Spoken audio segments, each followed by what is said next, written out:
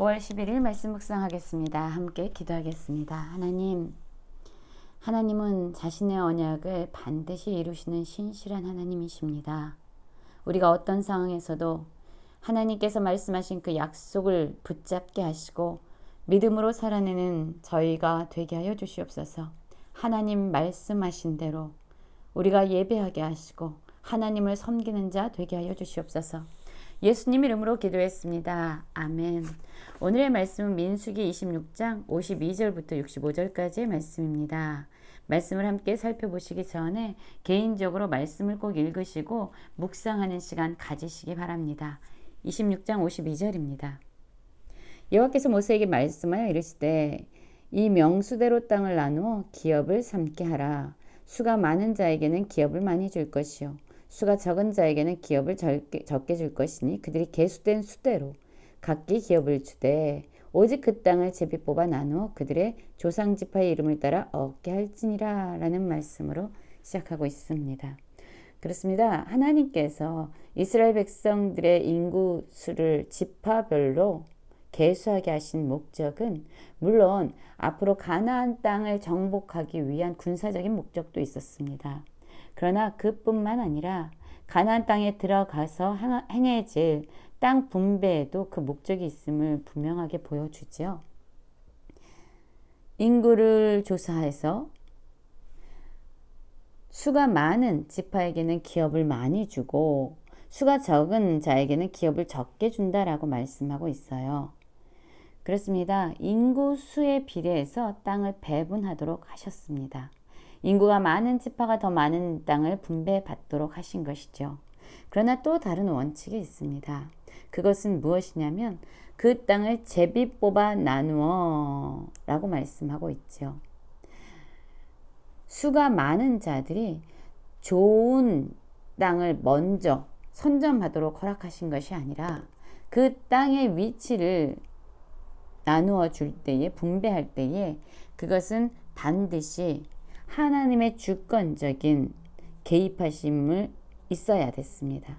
하나님은 그 땅을 제비 뽑아 나누도록 하셨어요. 즉 하나님께서 그 땅을 분배하실 때에 친히 주관적으로 하나님께서 분배하실 것이다 라고 말씀하는 거예요. 땅의 분배의 주권은 바로 하나님에게 있는 것이죠. 56절에서도 그 다소를 막론하고 그들의 기업을 제비 뽑아 나눌지니라 라고 말씀함으로써 땅 분배에 있어서 하나님의 주권을 그들이 인정하고 그것을 허용하도록 하나님은 말씀하고 있습니다. 그리고 우리가 어제 두 번째 인구조사에서 살펴보았을 때에 레위인들은 계수되지 않았습니다.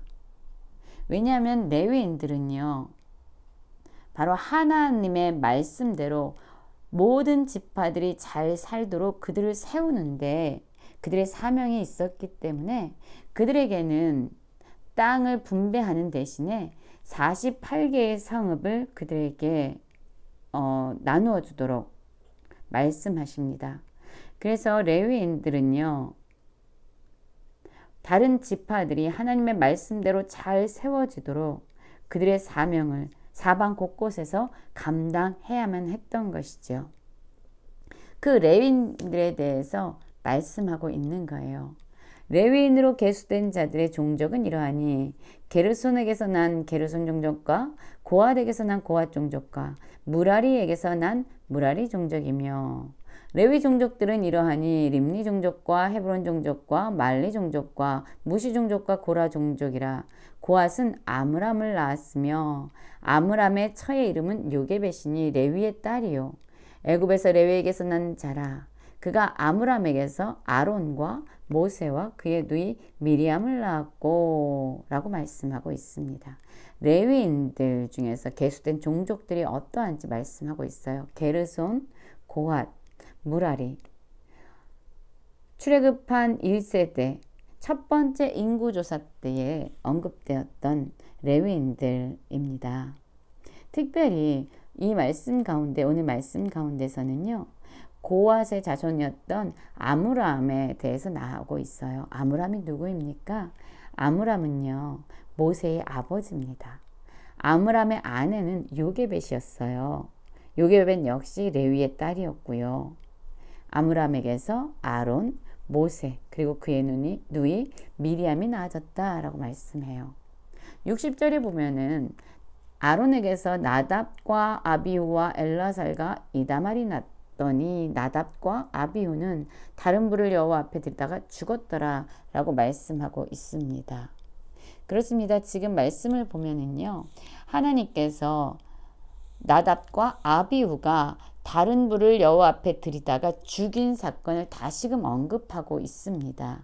왜일까요? 그렇습니다.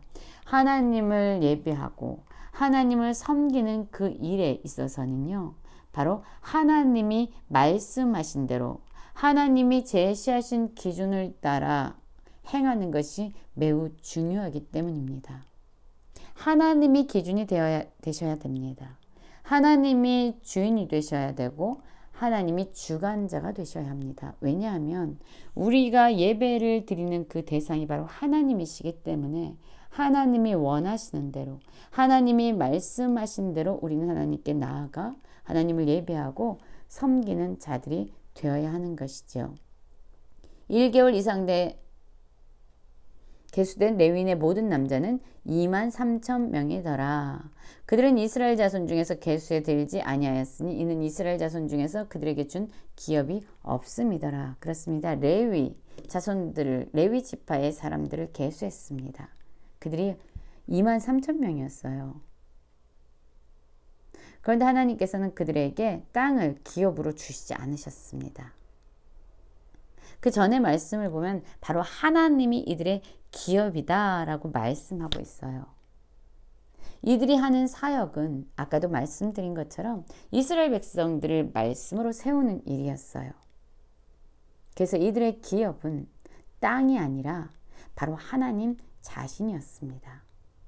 이는 모세와 제사장 엘르아살이 계수한 자라. 그들이 여리고 맞은편 요단과 모압 평지에서 이스라엘 자손을 계수한 중에는 모세와 제사장 아론이 시내 광야에서 계수한 이스라엘 자손 한 사람도 들지 못하였으니 라고 말씀하고 있습니다.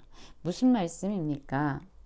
바로 출애굽한 1세대의 이스라엘 백성들은 아무도 두 번째 인구조사에서 계수되지 못했다라고 얘기합니다. 왜지요? 하나님이 말씀하신 대로 1세대 그 장정들 20세 이상의 장정들 60만 명이요. 광야에서 모두 죽임을 당했기 때문이에요. 하나님이 말씀하신 대로 이루어졌습니다. 하나님 말씀에 순종하지 아니하고 하나님을 불신했던 그 1세대의 백성들은 가나안 땅에 들어가지 못하고 그들은 광야에서 죽음을 당했는데 그것은 바로 하나님께서 말씀하신 그대로 이루어진 거예요. 오직 두 사람 누구죠?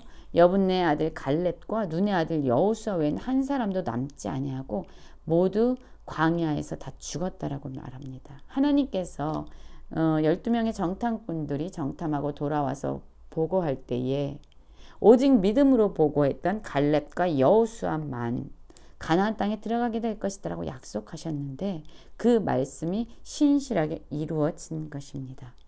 그렇습니다. 하나님의 말씀이 이루어졌어요. 1세대는 모두가 광야에서 반드시 죽으리라는 하나님의 말씀대로 그들은 광야에서 모두 죽임을 당했습니다. 여러분, 이 하나님의 말씀이 이루어졌는데요.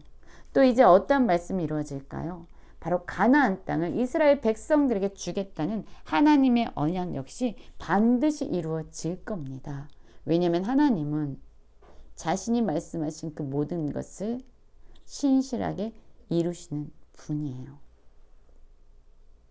여러분, 우리의 삶의 주권이 하나님에게 있음을 믿으십니까?